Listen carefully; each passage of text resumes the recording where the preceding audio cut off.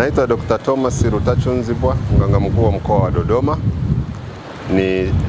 Niko hapa kwa ajili ya kutoa wito kwa wananchi wa mkoa wa Dodoma kujitokeza na kuwaleta watoto wao katika vituo vya kutolea chanjo kuanzia tarehe 27 mwezi Agosti 2026 mpaka tarehe 30 mwezi Agosti 2026.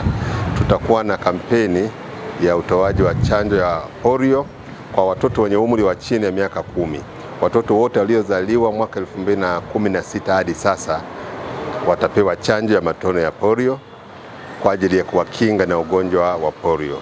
Chanjo hiyo itatolewa katika mkoa mzima katika vituo takriban 2001 ambako tumesambaza chanjo na timu ziko tayari kuanza kutoa zoezi hili.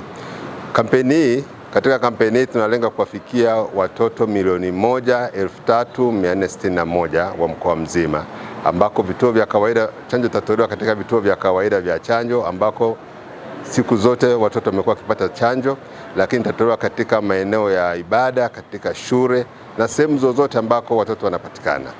Kwa hiyo tuwaombe wazazi na walezi kujitokeza kwa wingi kuhakikisha kwamba watoto hao wanapata chanjo. Vituo vyetu vitafunguliwa saa 1:30 asubuhi mpaka hapo watoto watakapokuwa wamekamilika, watoto wa siku hiyo. Kwa hiyo tuwaombe sana, chanjo inatolewa bila malipo, chanjo haina madhara yoyote, imethibitishwa na Shirika la Afya Ulimwenguni pamoja na taasisi za kitaifa ambazo zinadhibiti ubora. Kwa hiyo tuombe wananchi wote wa mkoa wa Dodoma kujitokeza na kuwaruhusu watoto wao kwa ajili ya kupata chanjo.